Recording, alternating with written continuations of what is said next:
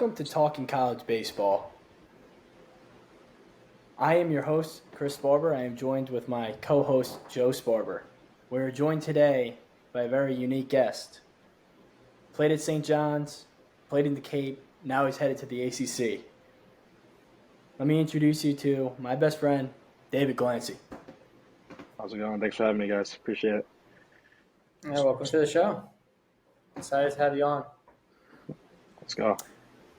Yeah, so today we're going to go over, basically how the whole process went for you and your experiences in high school, college, and beyond that. And we're going to start off for what made you, who introduced you to baseball to begin with, what made you fall in love with the game, and tell us when that happened. Yeah, I'd say, the reason why I fell in love with baseball was my grandpa, who umpired 55 years. Baseball was, a big part of his life. So from a young age, probably since I was 5 years old, if I can remember, that's, he made me start playing in the backyard and throwing, hitting. And then, probably that same year I signed up for Little League. So, I've been playing ever since. But, he had a big impact on why I played baseball. So, just never looked back. It's cool. So 55 years, it's a long time umpiring. That's being around the game for a lot of years and making a lot of connections along the way. So we wanted to, on behalf of me and my brother, we wanted to share our condolences to you and your family. We know that you're very close to your grandfather, and he passed this season. And we just wanted to give our prayers and condolences to you and your family. Thank you. So now it's time to go to high school. What made you decide to go to Red Bank Catholic, the shirt I'm wearing today? I know that they always had a very good baseball team, and they're really good, but there are other good teams in the shore as well. What made you ultimately decide to go to RBC? I'd say what made me go to RBC was just, my local hometown, Neptune, the high school. It wasn't the best high school. So it was really, SJV or RBC. And I did some of the baseball camps at RBC for a couple of years. So I just thought it'd be a great fit. And I ultimately ended up choosing RBC and wouldn't change a thing. So.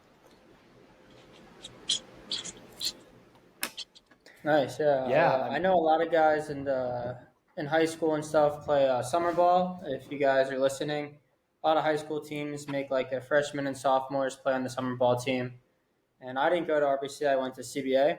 But I remember my middle brother, who you guys have not met yet, Nick. He was a freshman at RBC or a sophomore at RBC at this time. And he was in the summer ball league. And then there was this 8th grader who just come up. I was at one of the games. And they were like, oh, there's an 8th grader playing. And this kid David was playing summer ball team with the high school kids. He wasn't even in the school yet, which was pretty crazy. And clearly he had a lot of hype coming into RBC when he decided to go there. So it was pretty cool to become good friends with you now. But, yeah, I remember that. So, yeah, David, you're... Yeah, no, that was crazy. And that's kind of what made me, want to go there. Was I did that year, and I did the RBC baseball summer camps too. So doing those camps just kind of got me familiar with the field, the coaches, and yeah, I just was like, this is where I want to go, and I loved everything about it. And the baseball was just a plus. So yeah, you go from going to the RBC camps to working for the RBC camps. You've been doing that for the past couple of years, which is pretty cool. So now you're a freshman at RBC. You had a good summer with the summer team. You start off on the JV team. You start on JV, and you're killing it. From there, you're hitting home runs left and right. Our middle brother, Nick, that you haven't met yet, he played on the team with David, and he'd always come home and tell me, "This kid David's unbelievable. He hits a home run every game."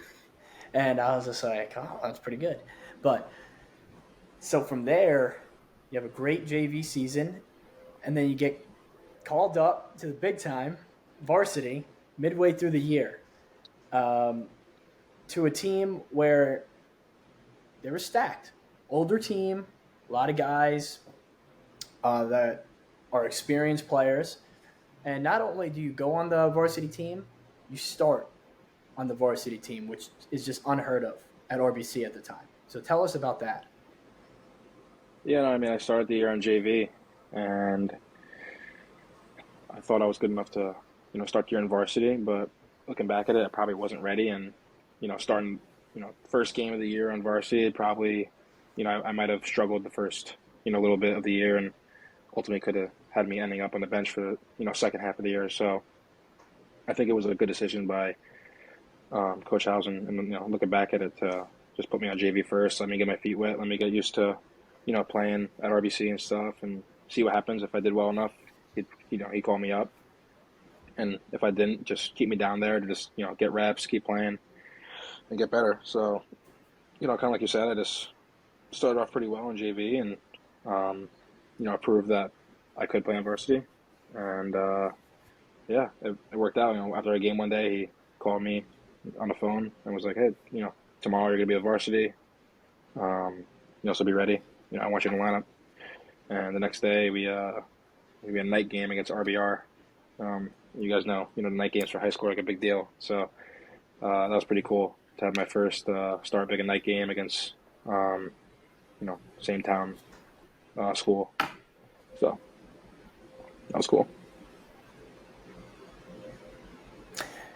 Yeah, I mean, it's really it was really something for a freshman to play on the varsity team at RBC at that time, and I know you got a lot of praise for that in the halls. As walking around as a freshman on the varsity team, it was a big deal.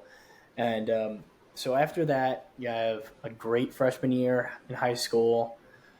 You're getting ready to play your first year of travel baseball in the summer. Now, what did you learn from that experience compared to your freshman year in high school? Just I guess like you're saying, for travel ball freshman summer. I mean, up to that point, I played for my local Neptune Heat hometown team. We didn't play in any big tournaments. We played local teams, played the same guys for like 5 years, and so I made the switch to a different travel team, a bigger travel team that went all over the place. So it was a little different. The competition was definitely a lot better. First time using wood bat, but I honestly think that playing as a freshman on varsity kind of helped me, because I felt prepared to face kids my age now in the summer.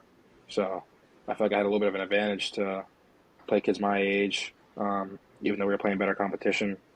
So I think that really helped me going forward. I had a great freshman year summer in Georgia.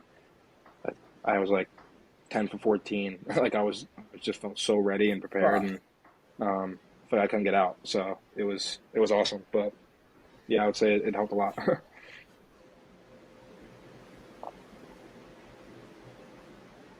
Yeah, so I mean, you got early, you put your name out there. Your name got on the map really quick after your freshman year of high school, and um, I mean, that kind of kick-started your recruitment process, correct? Like you started hearing from schools at an early age.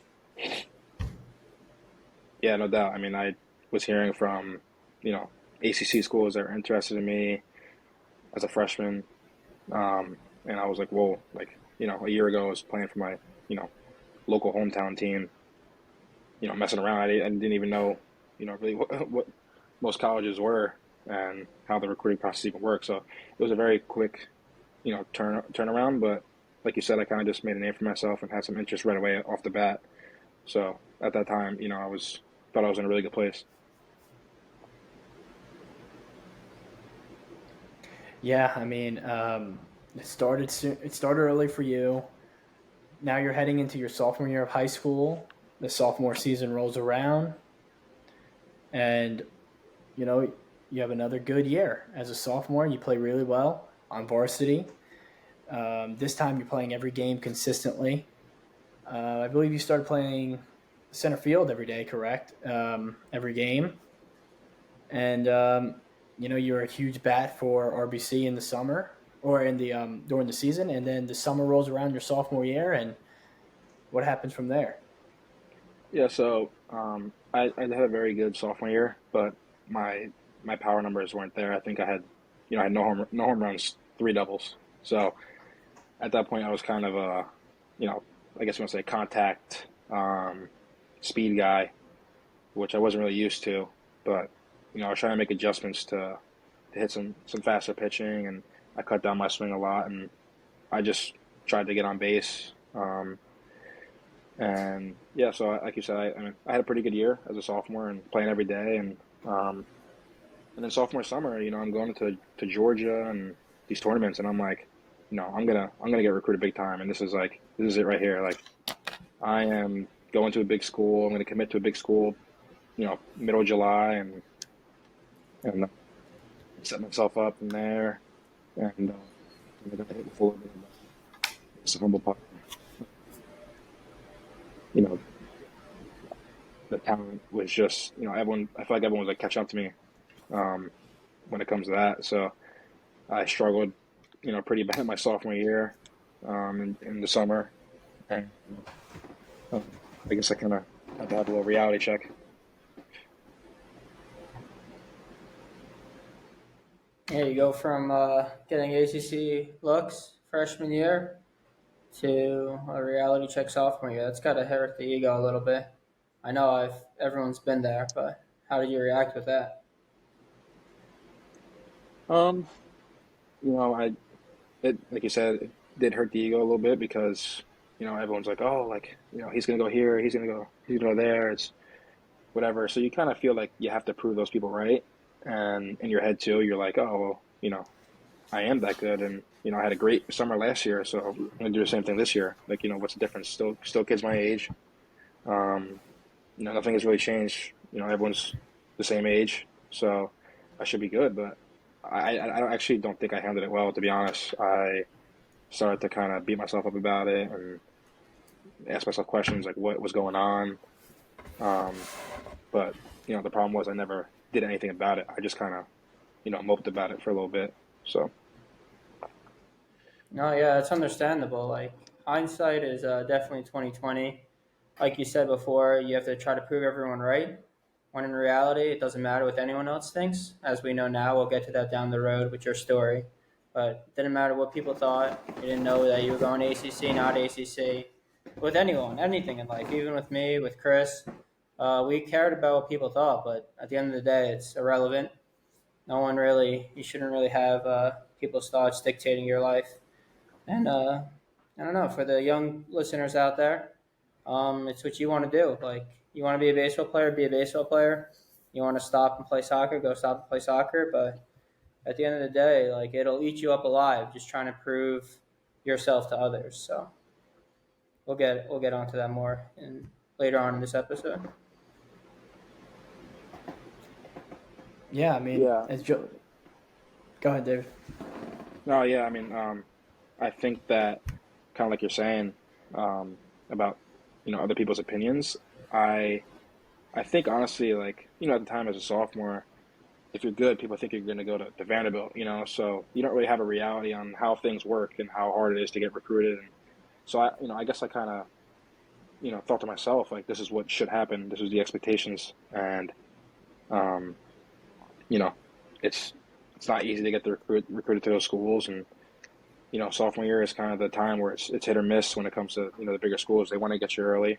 They don't want other teams to get you, so they're going to try to snag you up early. So I think I started to believe that that's where I should be going to, and these are the schools I should be going to. But in reality, I guess you want to say I wasn't preparing myself for that opportunity to arise.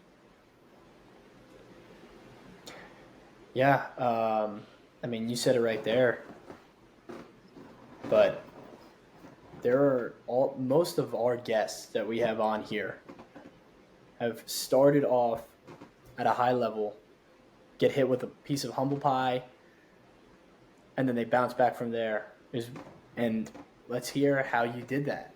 I want the viewers to understand after that sophomore summer, when did the switch flip? Like what changed? Like that humble pie, it didn't feel good. You had all these expectations for yourself, and other people put expectations on you that you're trying to fulfill. And what made you turn into, like, what? I don't really care what anyone thinks. Now it's time to, you know, prove them wrong or right. Honestly, What I flipped? mean, the next year, after that happened, I didn't do anything about it my sophomore year. I just kind of was like, oh, it's this is not how it should be. Like, I should be, committed. At that point, kids were committing to, these schools that I was supposed to be going to. Like I had a teammate commit to UVA, you know, the same time we are in Georgia. I could go to Notre Dame. I could go to Auburn. So I was like, you know, what's going on? But in my head, I was like, well, I got, um, the fall to get recruited and next year for Georgia. So I'm fine. It's not a big deal. And that's where I went wrong. And I didn't do anything about it. I didn't look in the mirror and see, why I wasn't getting recruited by these schools. I just, thought I'll be fine. So honestly, the next year came around. I had a good junior year of high school. I tore it up, but also got to take into consideration it is high school. So at the time I was like, oh well, I'm good now. So now my junior year I'm going to be great, and I'm going to go commit to a big school. And junior year in Georgia, this is really it. This is where the big schools, just make or break at that point. Um, so I went to Georgia, same thing, struggled like bad, and after that, I'm like sitting there. I'm like, well, I'm screwed. I don't have a school to go to. There's maybe two schools were recruiting me, and both told me they would take me as a walk on with no money. So you look 2 years from the date. I thought I was going to go to a big ACC school, SEC school, and it kind of just hit me. I'm like, maybe it's me.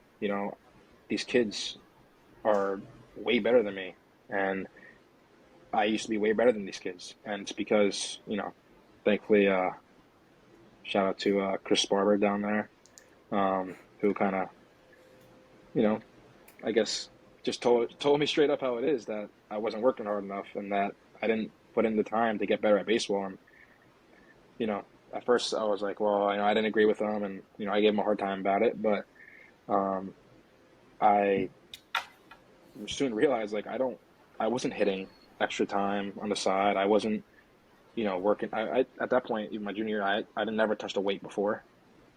I could hit balls 400 feet at 165 pounds. In my head, I'm like, why do I have to work out? So I just, you know, thanks to Chris, I really realized that I'm going to be nowhere. My career is going to go nowhere if I don't flip it around right now. Like, it already was really late, but, better late than never, is what they say. So this was like now or never. And that summer, I just flipped into a different mindset. It starts to settle in when, the end is coming near, that there's no schools recruiting you and you have, you know, a month till you're in college. And I'm like, I got to do something now. And, looking back at it, I was really mad that, yeah, I get mad that I didn't do it earlier. I didn't start earlier with how hard I worked. Everything for a reason. And I'm just glad that, Chris was able to come into my, life at the right time. And tell me what I was doing wrong. And just, I just totally flipped a switch mentally, and everything I did and cared about was baseball, baseball, baseball. And if it wasn't for that, I think my career would be over um, right now. So Wow, yeah, that's crazy you say that. That's something Chris, even to me, that's something he really does. Like, he doesn't always tell you what you want to hear, like what most people do. He like usually tells you what you need to hear, and it hurts. Like, he's done it to me multiple times with baseball, school, etc., and it hurts. Like, he'll tell you something straight up, and it makes you contemplate like what you're doing with your life. But it really it lights a fire under you, and it makes you get going, and it really helps you like see things in a bigger picture, like a perspective. Like, okay, maybe I'm not working as hard as I can be, But in my head, I think I'm working hard, and I think I'm going to get to Z, like or X, where I want to go. But in reality, someone out there who has just as much talent as me is working harder than me, three, four, fivefold.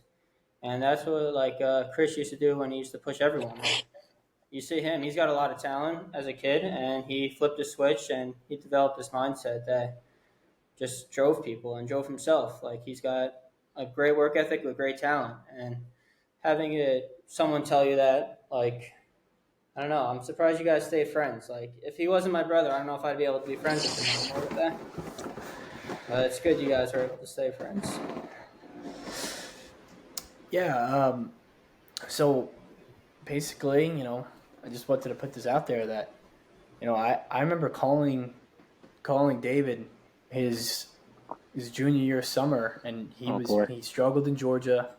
I remember calling him all the time, and he didn't want to hear it. He didn't want to hear it from me, and I was just basically telling him like the things that, from my perspective, what I think that he should be doing or not doing, and from there, I kind of opened the door. But I mean, I tell you, I opened the door, but David took it to a completely different level when it comes to pushing yourself. I mean, he was doing things that I didn't even think of, and the roles started to switch after that. He started pushing me more, and things got kind of it really. I mean, it was a 180 turn from David's junior year to his senior year fall, and the results were almost instant. I mean, I remember. Correct me if I'm wrong. You started really getting after it. You're wearing the shirt, so really getting after it. Towards the end of the summer, August, and then by the time Jupiter rolls around, you've been working hard. Your mindset switched, and tell us what happened in Jupiter. Yeah, so it's funny that you said like the results were very fast once I started, working hard, and I was hitting every day, like sometimes twice a day. I was, you know, working out with you, and I started working out with, one of our trainers, Tom. But I think more so too, like mentally, I had more confidence because, I didn't have sometimes I would lose confidence pretty fast, and I wondered why, but I kind of figured myself out very fast when I started putting in the work because I gained the confidence from working hard. Like, if I roll into a game, I was like, well, I hit every day this week, so I'm ready. I'm prepared. So I think more so mentally, I was confident, and like you said, the results were right away, and I was hitting balls farther, harder, and went to Jupiter. And first game we were playing I couldn't remember the team's name, but they had like Robert Moore on the team and some other, big name guys and just scouts everywhere, everywhere. And I'm not even committed to a school at this point. I'm not committed at all. So I hit a ground rule double, 103 with wood. I never even hit a ball that hard, I think, with metal at that point. So, and a Red Scout came up to me and said, "Where are you going to school?" And I was like, "Nowhere." And he was like, "Oh, really? Okay." And he was like, "Well, we liked what we saw. Here's our card. You know, hopefully we'll be in touch. Soon. Have you do like an in-home visit and whatnot." And I was like, "Whoa, like this is kind of crazy. Like I'm kind of back on the other side of it again, where I'm like, now this is a possibility, and I'm not even committed to a school yet." So once I started seeing like a result like that, like a product of the result, like a scout come up to you as a senior in high school, I was like, okay, like I'm just touching the surface right now of where I can get to. So I think that drove me even more. Like you were saying, that's when I started, coming up with stuff that I don't even know where it came from, but um, so then we started pushing each other off that. So that's where I think the biggest the leap came was just the confidence, and I just kind of stuck with it. That's great. For before you guys keep going, for the listeners out here and even myself, you said Chris called you, you called Chris. Like, how did you guys even become friends? Like, I don't even know this story. Like, how did you guys become best friends?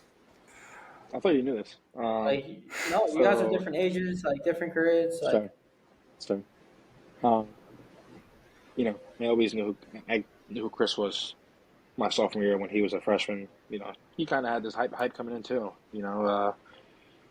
He was probably the strongest freshman I've ever seen that played baseball in my life. So I was like, what is this? Like, who is this kid? So, um, he would ask me for rides.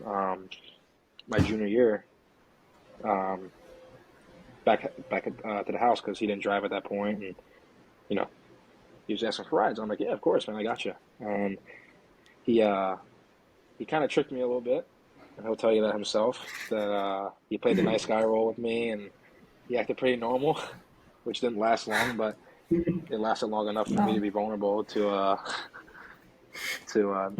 not be ready for the psychopath he was when it came to getting after it. So uh, we just we generally though we were good friends off the bat. We love talking baseball, so that's obviously what started it. But um, I would just take him home from school, and he'd be like, "You want to go hit?" I'm like, "Nah, I'm good." And I think he soon realized, like, oh, this kid does not, does not get after it. He does not work hard. Like, and I think we became, friends so quick that he cared about my career and how I did. So he kind of took in his own hands. Like, you know what? I'm gonna, like you said, he tells you how it is, and he doesn't care if you get upset about it. And he No. told me how it was, and I honestly think if anyone else told me that, I don't think I would have listened. But for some reason, just the way I've never had someone be so straight up with me about you know my baseball at that point. So That's cool. Yeah, I didn't know this. That's really cool.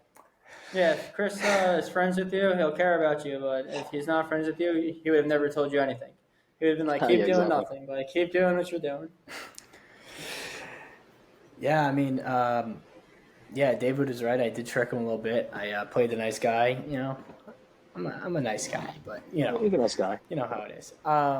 But yeah, I played the nice guy role, and he would drive me home and stuff like that. And then to even I kind of reeled him in even more by doing the stuff he liked to do, which I never did. We have a mutual friend, Nick Merlot. So we used to hang out with him and go to parties and such and do things that David liked to do at the time, and that kind of built his trust with me. And then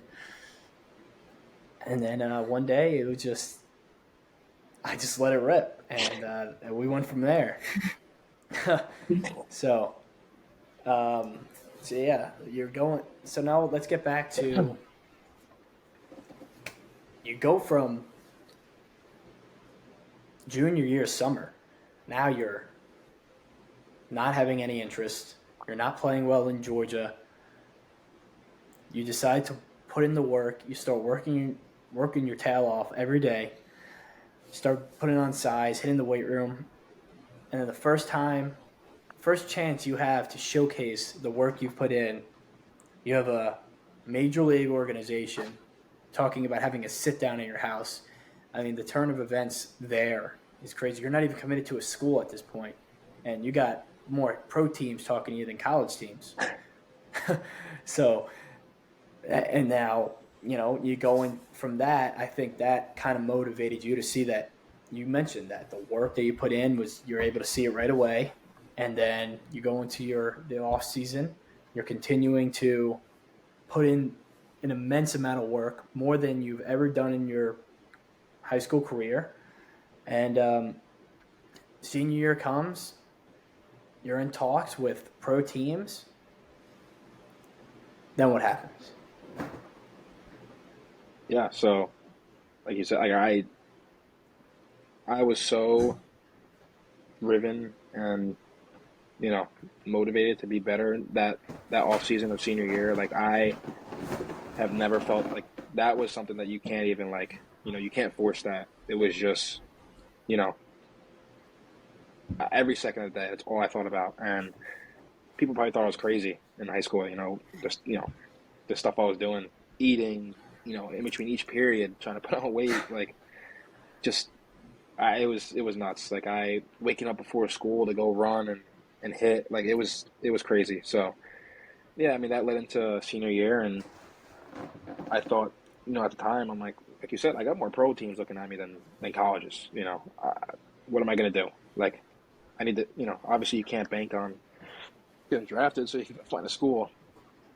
So I ended up, you know, committing to a junior college, Harvard. Um, you know, I don't really keep up with them now, but at the time they were, sending guys to good schools. So it was kind of close to home, not too far. So I thought it was a really good fit, and I just rolled with that. So I was like, you know what, I'm just gonna go JUCO. Obviously, I hope there's just something that happens with the draft, but in high school I wasn't really expecting much. But it was still cool to have some looks. So, like I said, just coming to a JUCO, and we're just gonna go from there. So yeah, after you're coming into a JUCO, it was more of like I don't really have much any other offers, so let me come into a JUCO.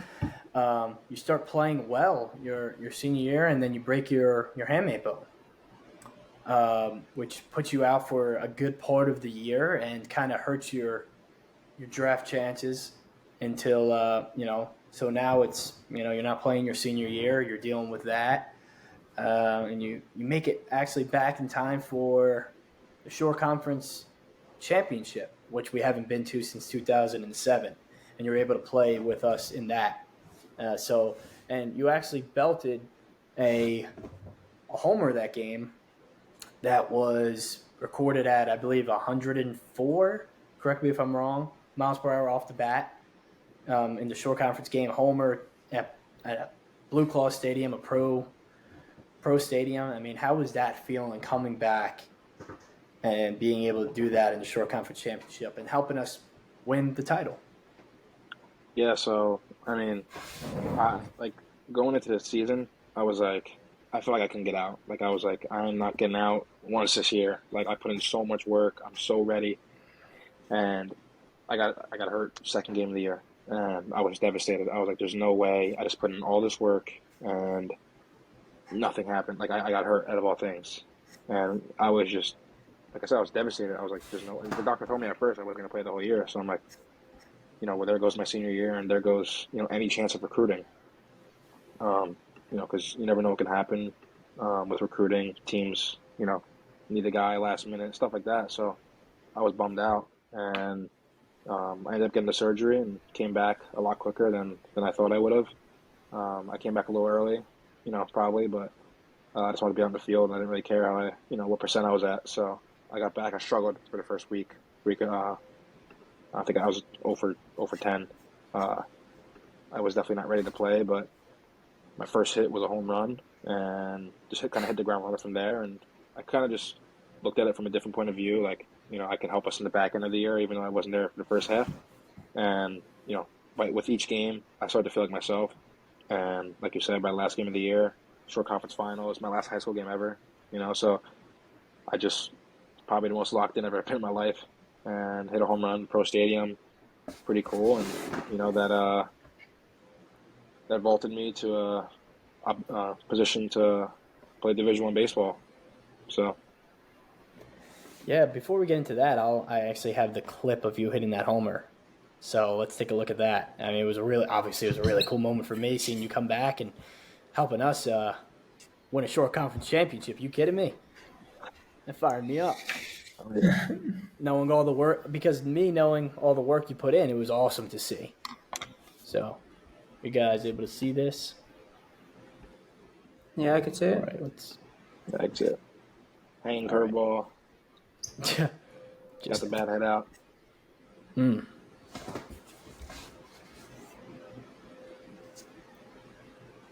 I know the guy recording this, Rich Crampanis, I think, he was fired up for the Oh yeah, comparison here between your exit velocity and I think it's DJ LeMayeu's exit velocity. I don't know, something like that. He was fired up about that for some reason. Uh, but yeah, that was you're fired up here if you can see, when you're looking at this video. it's I going mean, crazy. great moment. But yeah, so you hit that homer. We win the Shore Conference. Our mutual friend Shane is pitching. Obviously, he's playing with the Kansas City Royals now. But you mentioned you got yourself a Division I opportunity, How did you do that?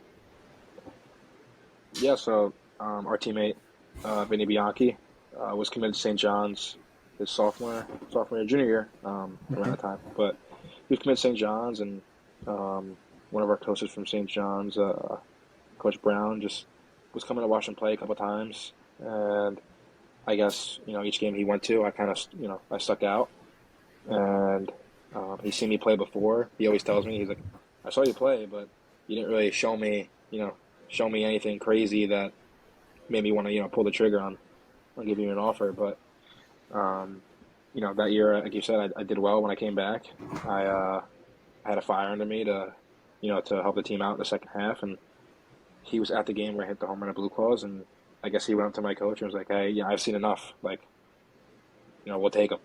Um, so, at first it was kind of a tough scene because they had no money at the time. Obviously, it was so late in the year that no money was available. But luckily enough, one of the outfielders who was committed to St. John's ended up getting drafted by the Phillies, like the ninth round. So a little bit of scholarship money opened up, not a ton, but just a little bit, enough to help me out and help my family, at least pay for it. So I got a little bit of a scholarship, and they told me I can earn some money when I get there if I do well, and I believed in myself that I could earn some more money and do well. So I thought it was something that I couldn't pass up. Uh, I just thought it was a great opportunity, um, and I just ended up saying, you know what, I'm gonna go to St. John's and let's do it. So that was the story behind that, which is pretty crazy. It's pretty cool. It's pretty cool. Yeah, so now you're in the position that you always wanted to be in. That's going to a Division I school. Right. Um, you head there your freshman year, and obviously they didn't really. You're probably the latest commit that you can possibly get.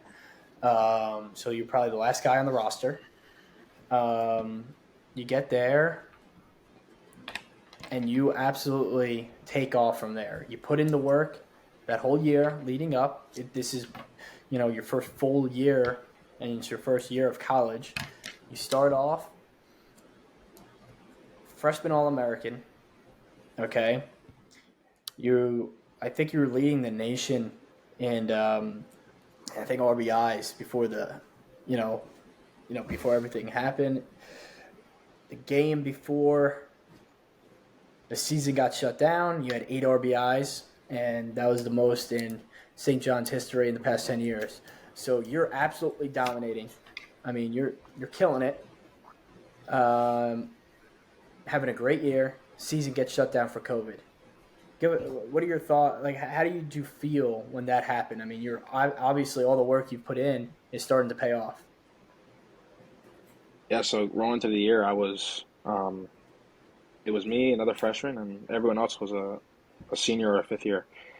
So from the start, I was like, man, I really gotta do something like to prove myself, and win a starting spot right away over these guys who have been here for 4 or 5 years, which is not easy to do.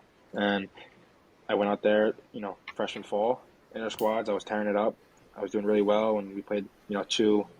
You're allowed to play two scrimmages or whatever you want to call it against other colleges, and played in Maryland and Manhattan. And I did really well both of those games, and one of the outfielders actually ended up, going down with an injury right before the season in the inter squad. So the spot was kind of open. I didn't start opening day, but game two rolled around and I found myself in a starting lineup. And I just mentally I didn't even like care how I did. I was just so happy to be in a lineup, and I knew that a year ago I wasn't committed. And now I'm starting every day at St. John's. So I was like, this is awesome, and I just tried to help the team win in any way, shape, or form. And I had a couple good games in a row, and you know, the next weekend after the first weekend, actually, I didn't play. I sat the bench all 3 games, and I was like, oh, this is terrible. Like, I know I can help the team right now. Like, I know I can play, and my coach, told me to hang in there. Just, I'm gonna get you in there, but you gotta be ready when I put you in, and keep doing what you did the first weekend. And I went back in the next weekend, and hit a home run, a couple 2 for 3 games, and then came back home for the last two midweek games before COVID shut down, and I had really two really good games at home, and I was feeling really hot, and um, felt like I was gonna put up some good numbers that year, and then obviously COVID happened, so um, that put a dent in that plan. But overall, I was just very happy that I was able to see the lineup. I think I played 14 games that year. I started 9 or 10. Um, I think even in the games that I didn't start, I got in at bat. So as a freshman to come in and earn a spot over a ton of older guys, it was very relieving, and it kind of felt like my freshman year of high school all over again, to be honest. Um, just kind of older team and finding my way on the field. So it was awesome. Not only did David find the spot, I have a story to tell about this. I remember talking to Chris about this. It was right before COVID started. You guys heard last week that we had Terrell and Fed on. We were like the dream team to win the College World Series. We didn't just have good pitching; we had stud hitters too. One of them being Adrian Del Castillo, the catcher now. He's on the Diamondbacks.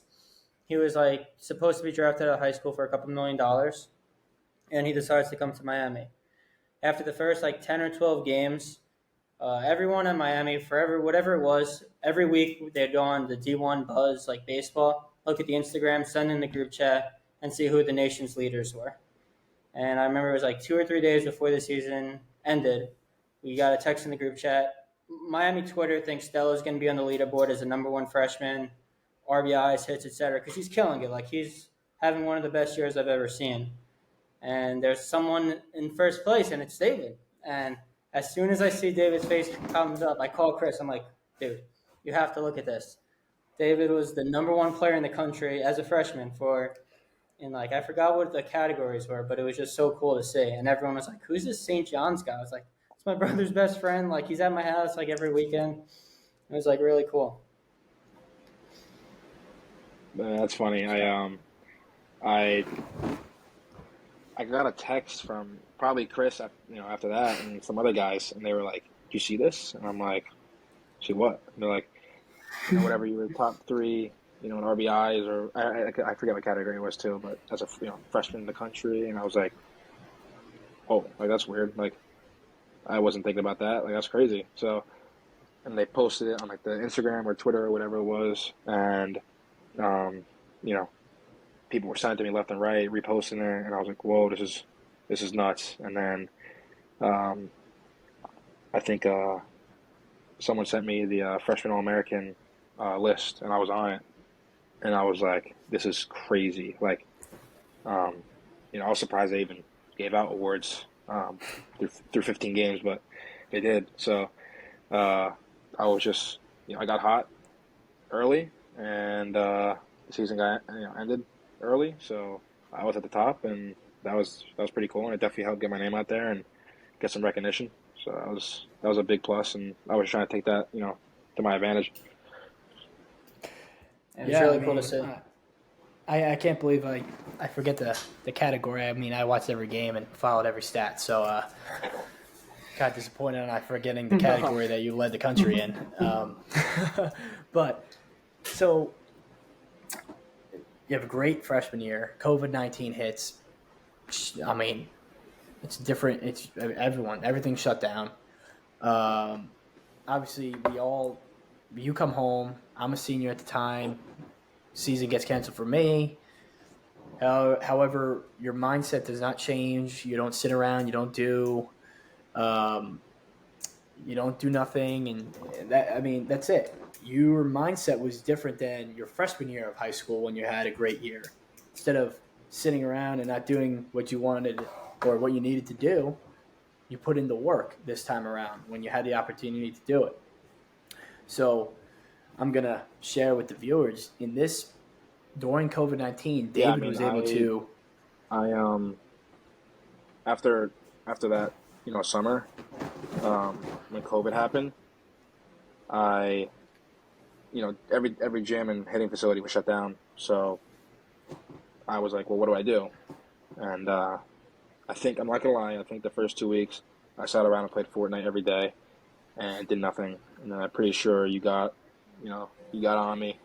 And next thing you know, we're hitting at 5 a.m. at I don't even remember the name of the field, but next thing I know, we're hitting at 5 a.m. and hitting twice a day, doing every. I think three-quarters of my day was spent doing baseball during COVID, and luckily, our mutual friend Sonny's dad had a facility that was open, or it wasn't open, but he opened it for us. So I was able to go in there and keep getting my work in. So I got pretty lucky, I guess, because I know teammates who, shoot, they didn't have a facility to go to for months, like could barely hit and couldn't even work. They had to do workouts in their room. So I got pretty lucky with that, and yeah, like you said, I kind of just kept the same mindset. I didn't wanna. I guess I was scared of the same thing that happened to me in high school. So I kind of used that as like fuel. Like I don't want to ever have that happen again. So gotta stay on the horse. Yeah, I mean, you just, I mean, to the viewers out there, when David was in high school, he mentioned that he was 165 pounds and he was really skinny. And David took this COVID-19, the world shutting down, as an opportunity to get himself better at baseball. And how did he do that? David, I believe, put on 15 to 20 pounds of muscle, and it increased his lifting numbers like drastically. He went back to school his sophomore year, squatting around 540 and deadlifting over 600 plus. And from if you told me that David Glancy was going to deadlift 600 pounds plus in high school, I would have said you were nuts, No because this way. guy's buck 65, doesn't work out, and now he's going. Now, when you go back to your sophomore year of college, you're an absolute powerhouse, about 205 pounds of pure muscle. So that was really impressive to see.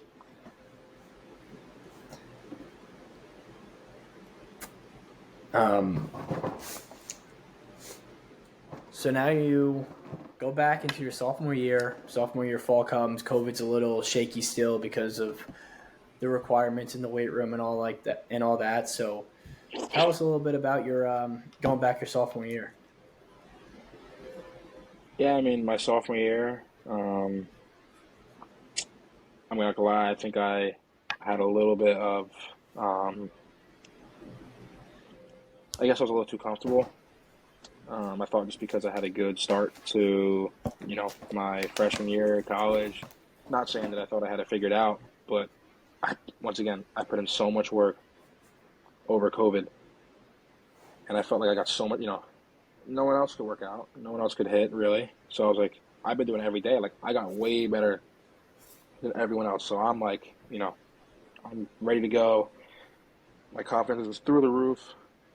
Um, Basically thought, I like Big Aaron Judge. I was just, you know, I I was just like, I'm not gonna get out. Once again, I had that same kind of feeling, and um, I had a good sophomore year fall, whatnot, but um, unfortunately, I had an injury, and um, I decided to play through the injury for my sophomore year, which you know, was a tough decision because uh, I wanted to give it all for my teammates and honestly myself too. Like once again, I put in the hard work, and I felt like I felt like deja vu senior year. Put in the hard work for so long, I get hurt, and I had a decision to get surgery and get it fixed before the season, and be back for summer ball, or try to stick it out and play the season and miss summer ball. So, um, you know, looking back at it now, you know, maybe I would have got the surgery earlier and missed a year, but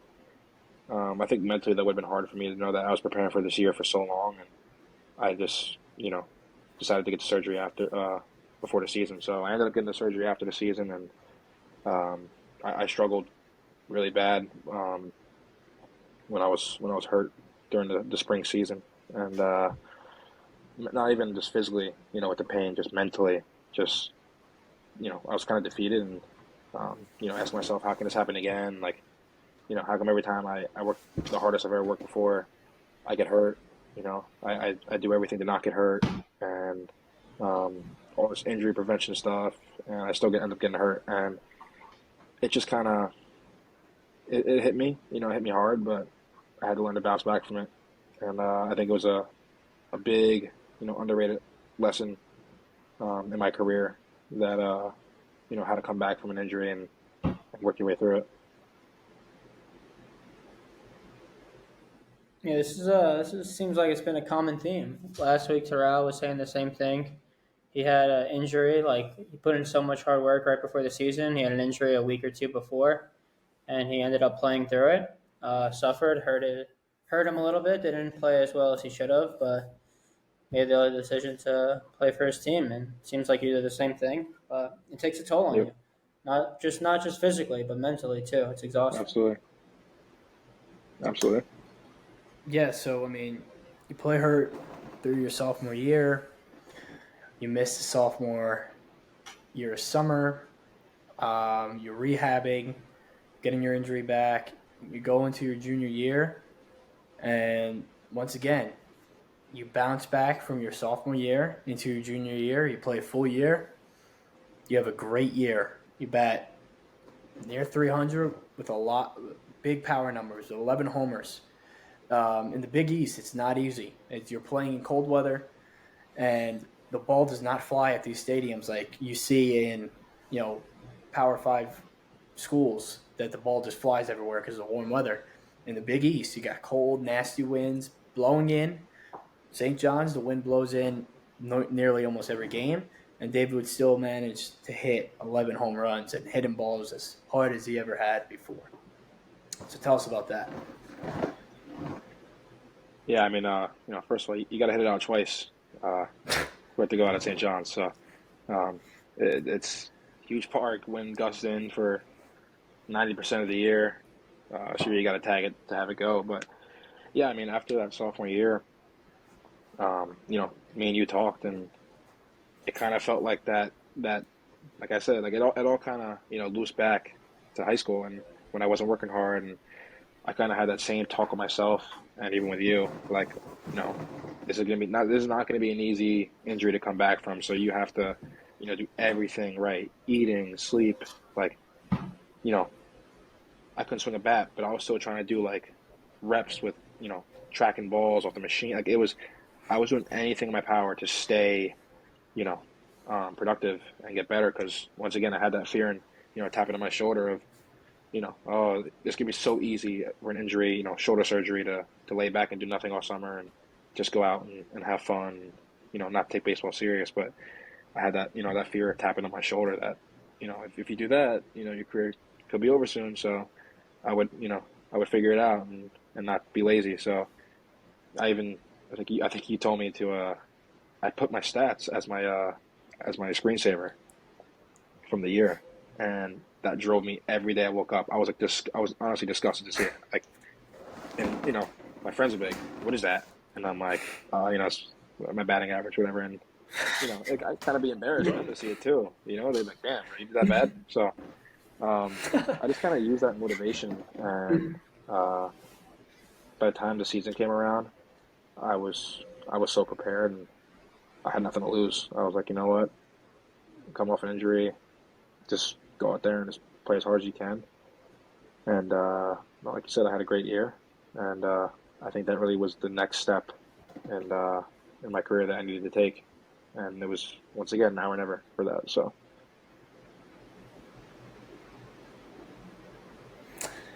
That's cool. Yeah, it's Yeah. really cool.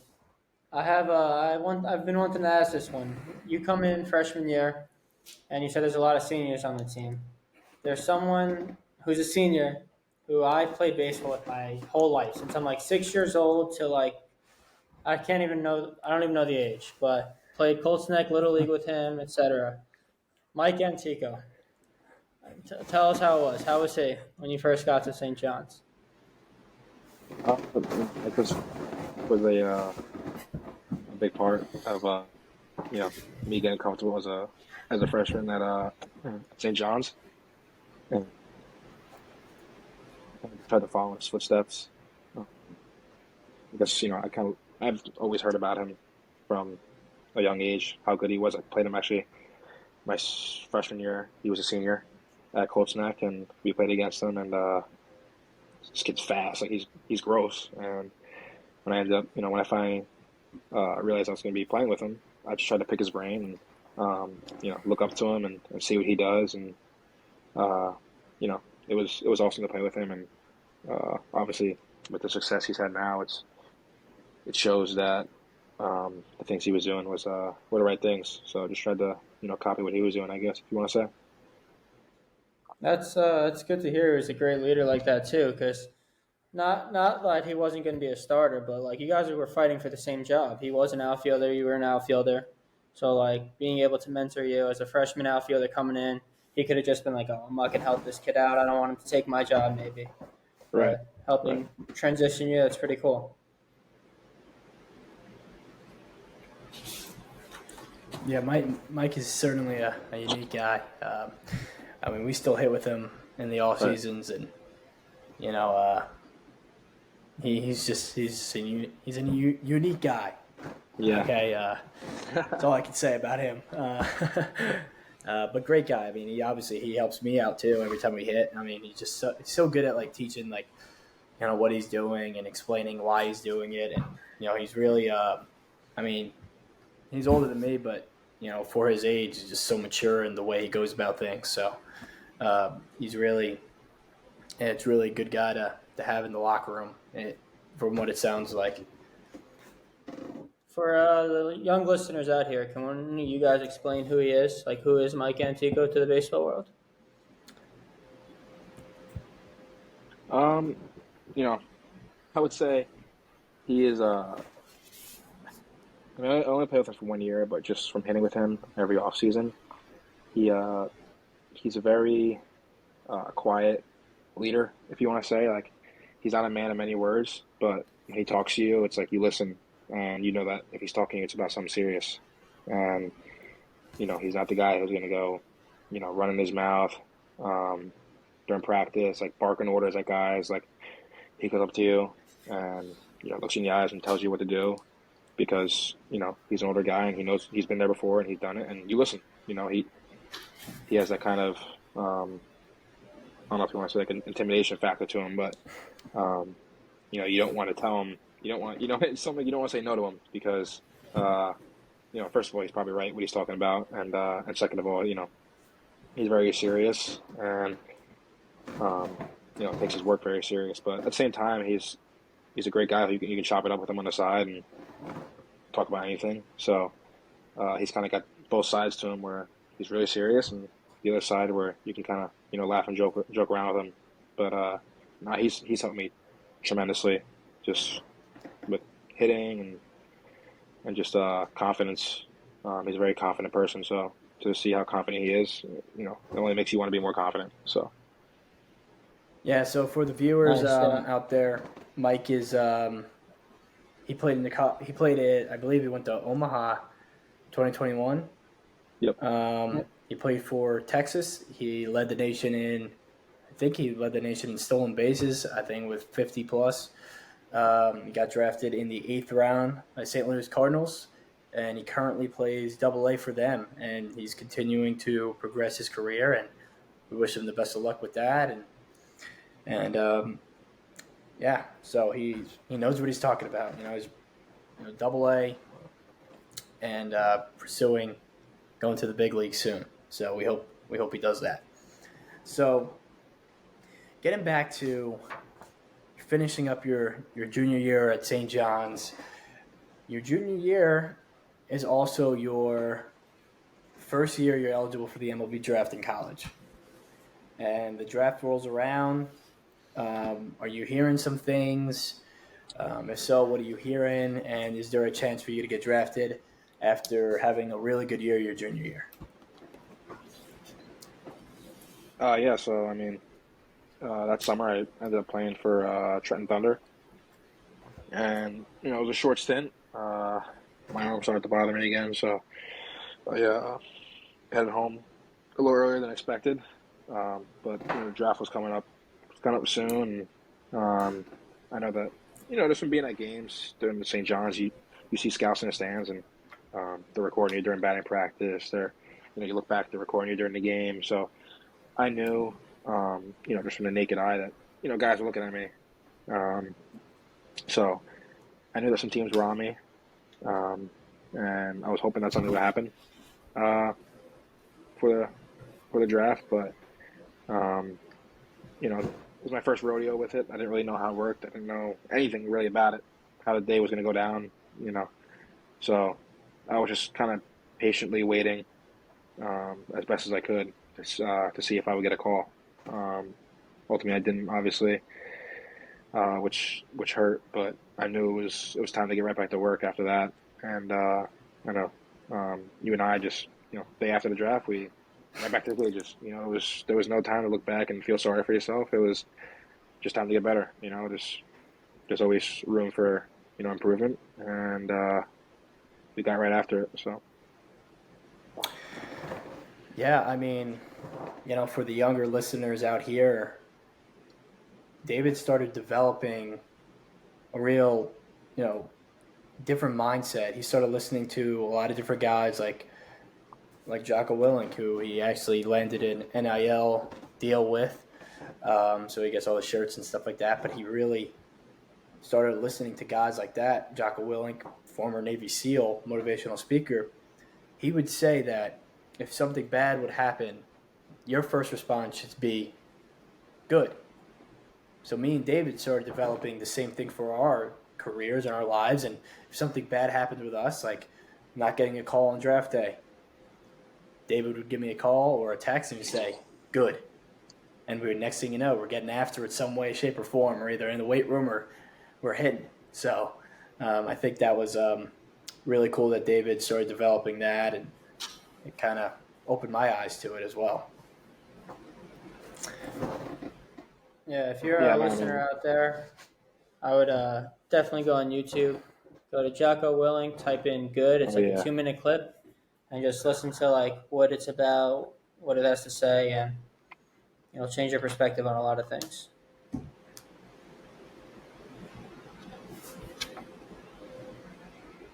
yeah, no, for sure. I mean, I think also um, not only Jocko, but we started listening to David Goggins, and it was just like any bad part that happened to us for baseball or stuff that didn't work out like that. Like Joe said, like to watch that video because it's just like that's the perspective you have to have. Like you can't just sit back and mope about it and just be upset that something didn't work out. Like there's not enough time in your baseball career to just sit back and uh and be upset and feel sorry for yourself. You have to get back on the horse and you have to keep working because believe it or not, there are other people who feel the same way that they should have been picked and they should have got drafted but they didn't, and they're getting back on the horse and they're working harder. So you got to one up them. So uh, after we kind of developed that mindset, um, I think it made me 10 times better. I was just so curious to learn and get better. Yeah, I mean, look, I love the video so much um, that I'm going to share this video, actually. I want us to take a look at the video. Let's see.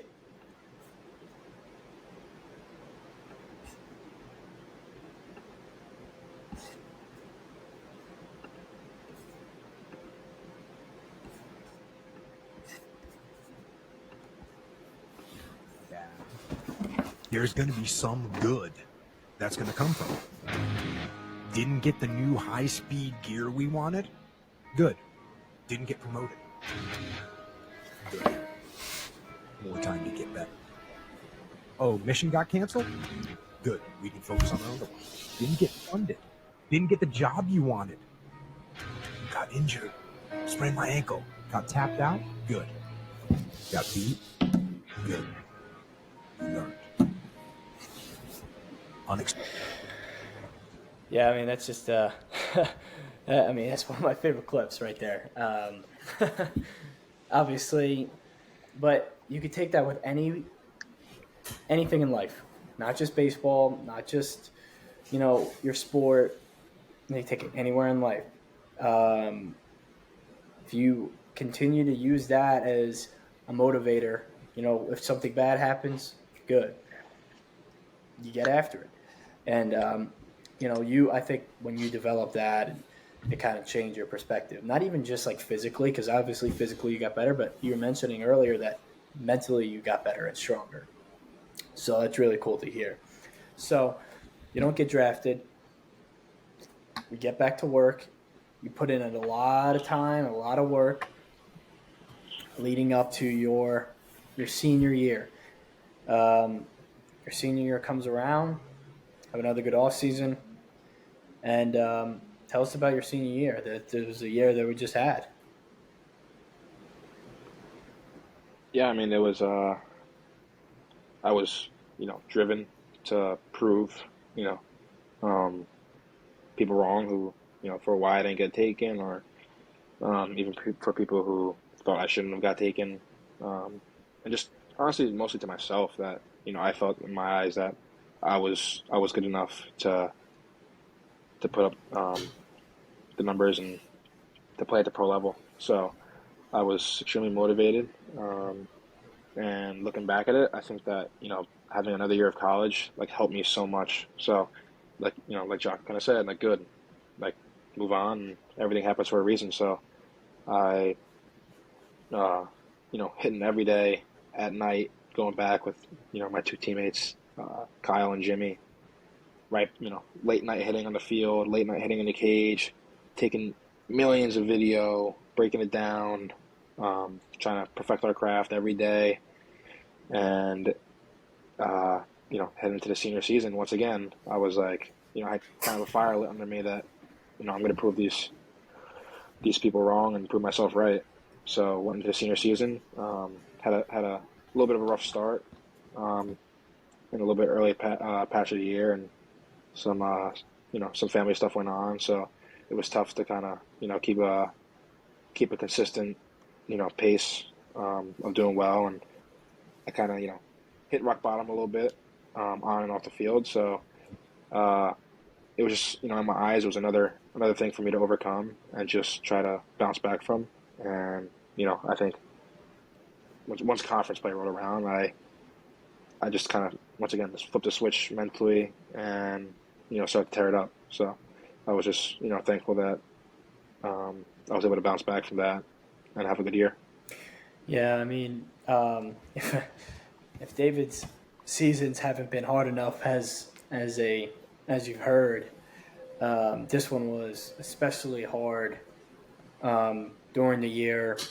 You were mentioning the family stuff, and obviously, losing someone that you're extremely close to, who introduced you to the game of baseball. I mean, kind of mentally threw you off big time during that time, and but you were able to come back and finish the season really well.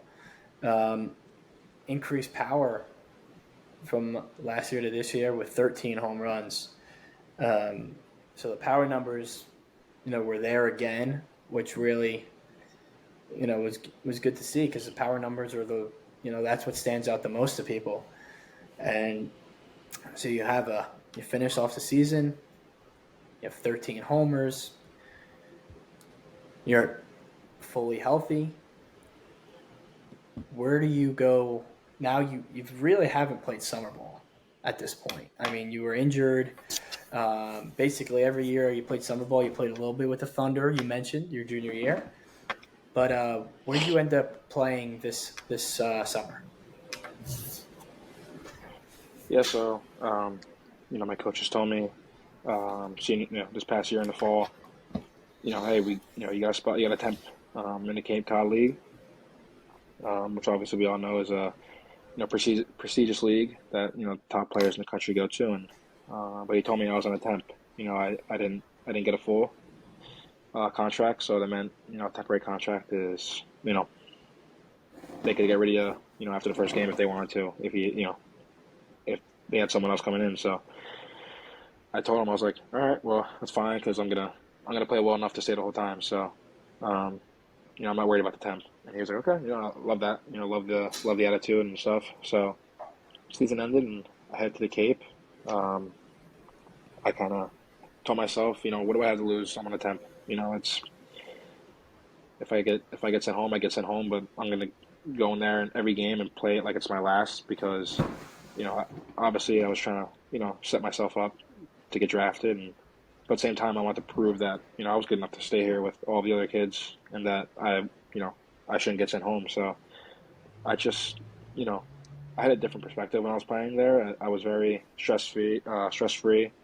Um, I loved the coaches and the atmosphere, and I was just honestly every game I go out there, I'm just like, you know what, like I'm just thankful to be here. Who cares what happens? And I think it just took the monkey off my back of putting so much pressure on myself and beating myself up if I didn't have a good game. And it's probably the best month of baseball I've played in my life against very very good competition. So Yeah, you led the Cape for a short period of time. I remember looking at the numbers, like you led the Cape in home runs and stuff, which is awesome. Yeah, so I mean, David, for people listeners that aren't familiar with the Cape Cod League, I mean, it's the most popular league summer college baseball league that you hear of, and it's the number one college summer baseball league in the country. Okay, this is the top tier, number one. People go into the Cape Cod League and hit a couple home runs in the whole summer, and that's a great summer in the Cape Cod League. That's how competitive it is. David played half the season and had 3 home runs and 13 stolen bases, a couple outfield assists. So David really had that chip on his shoulder, which he mentioned that he's had that chip on the shoulder. And when he's had that chip on the shoulder, he's proven every doubter wrong. And you can notice if you're listening out there that the years that he put pressure on himself to do good, he didn't do as good. But the years that he played with a chip on his shoulder, played stress-free, had fun, he really performed at a high level. So it was good to see that you really performed at a high level in the Cape Cod League and you really enjoyed it. So that being said, you're in the Cape Cod League. You just finished your senior year at St. John's. COVID-19 allowing you to have a fifth-year option. Do you hit the transfer portal?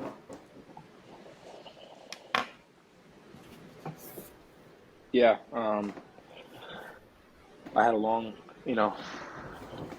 hard thought to myself.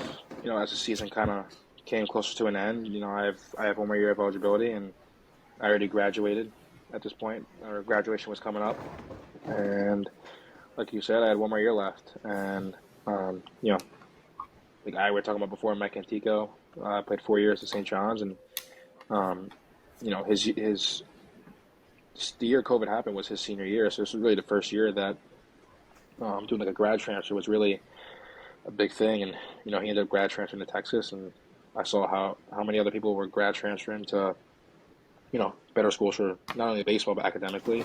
And I thought about it, and I came down to the decision that I think it was best for me to enter the portal and explore some of the schools from my last year. So where are you going? Tell us all where you're going.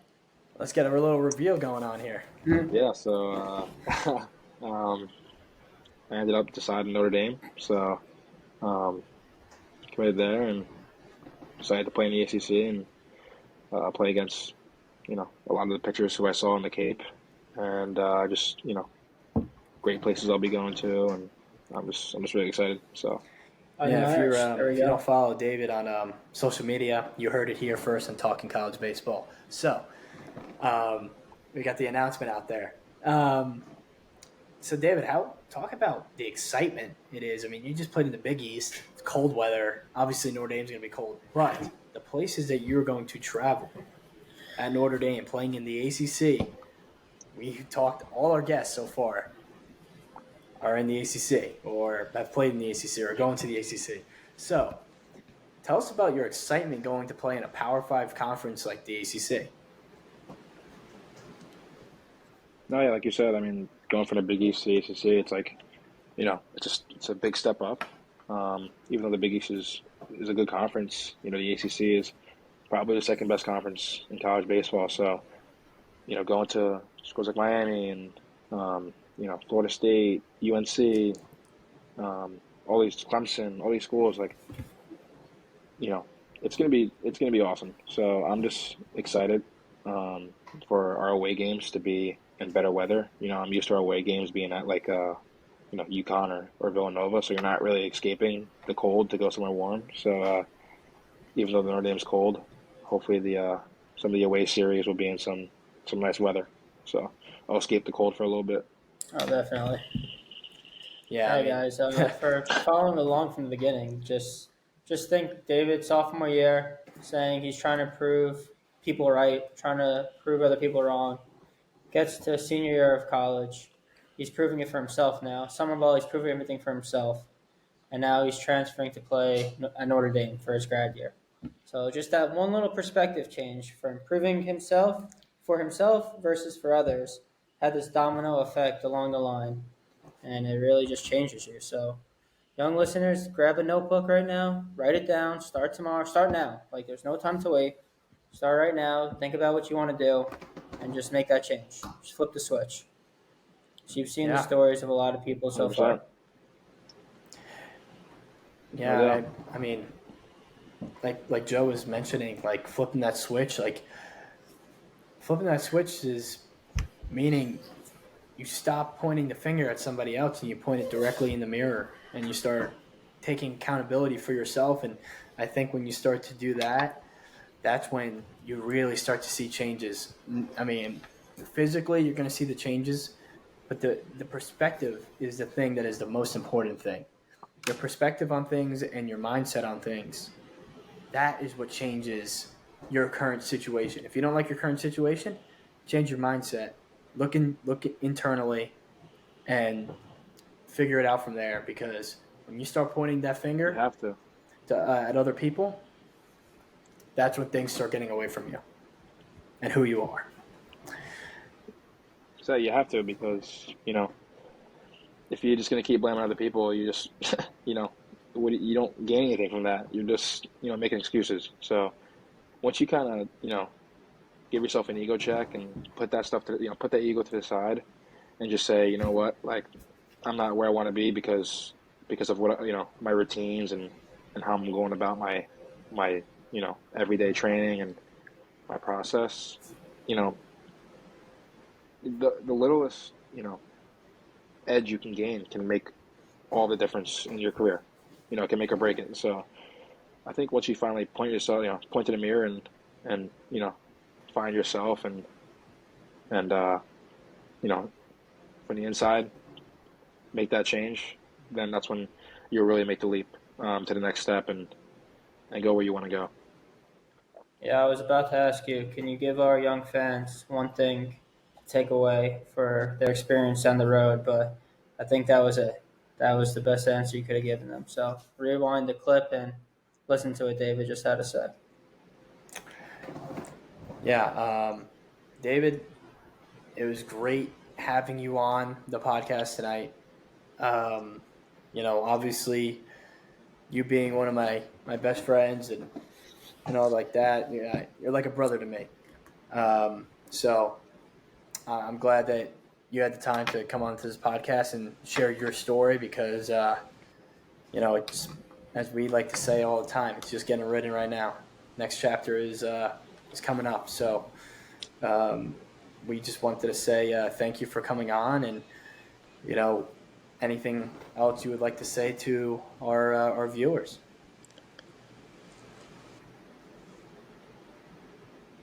Oh yeah, I mean, I'm obviously thankful you guys could have me on the podcast and able to share my story and what I kind of went through high school and the ups and downs my career has went through. And I think sometimes when we see a lot of these players who go to these big schools, we think it's just an even steady road to success. And if you don't know people's background, you don't really know what they've been through and what gets them to wake up every day and wanna get better. So, I honestly think that the people who go through the ups and downs and go through the failure and the hard times, like, come out in the end better than the person who just had a smooth sailing career with no down, because you know you need the down to go up. So, and it just teaches you life lessons that you could take off the field. Obviously all this stuff is is great for baseball, but if you take it off the field with you, for the rest of your life, you'll have an advantage over other people who haven't been through stuff. So. Yeah, David likes to say his favorite quote is, "Success is an iceberg," and meaning everyone sees the success on top, but they don't know what the work that had to be, the downs, the ups, everything to get to that point. So, that being said, David, once again, thank you so much for being on the podcast. If you haven't already, follow us on social media. Our TikTok is Talking College Baseball, and it's the same for Instagram and Twitter as well. Tune in for next week's podcast. We're excited for you guys to see who the next guest is, and stay tuned. Thank you. Thank you guys. Appreciate Thanks, it. David. Thanks so much. I'll see you guys later.